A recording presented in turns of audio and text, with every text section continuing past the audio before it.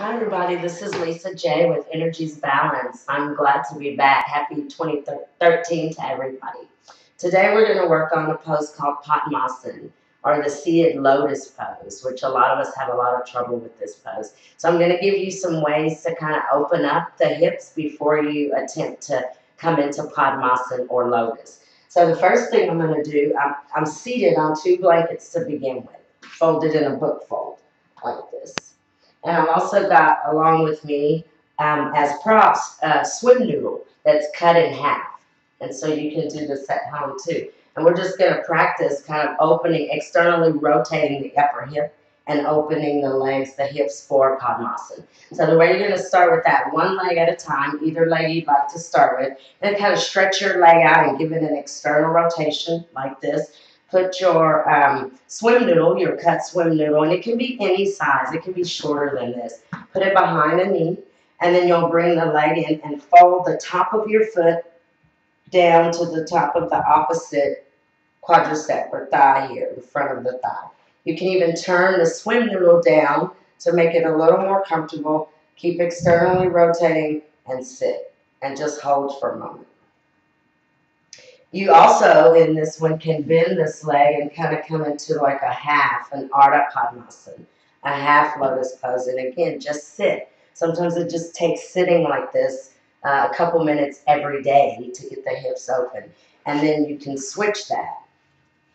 So you just stretch your legs out and do the same thing on the opposite side. Make sure, guys, that you're putting the swim noodle right behind the back of the knee.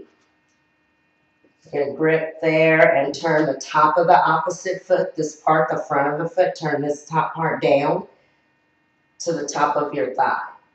And then again, if it's a long swim noodle, you can pull it down so that you can sit more comfortably. And you can also bend this leg in and sit in Ardha Padmasana, or half lotus. And then you can uncross that. Another way is, as you progress with this, you can do even more. So let me show you here how you can do this. You can even maybe use two of the noodles.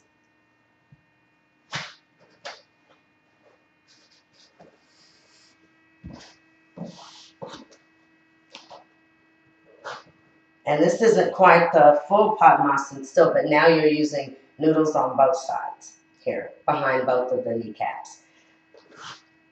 And then you guys can just come out of that. Another way to practice kind of opening the hips for Padmasana is like this. So you won't need your blankets, but you may need a blanket or two. I'll show using a blanket or even a bolster. You could use a bolster for this one too. So this is the same thing. It's a half Padmasana or a half lotus, just lying down on the mat. So what you'll do, if you need blankets, you can just, and the blankets are actually just for comfort, something to lean on. And then you'll lie down on your mat, and we'll turn the bottom leg or the hip, the hip that you're lying on, you'll turn that hip down. You can bend both knees. And your goal here in half Padmasana, so look how this looks. Top of the foot is still turned down to the top of the thigh. And you're going to lift up and work this bent knee, the leg that's in half Padmasana, Ardha Padmasana.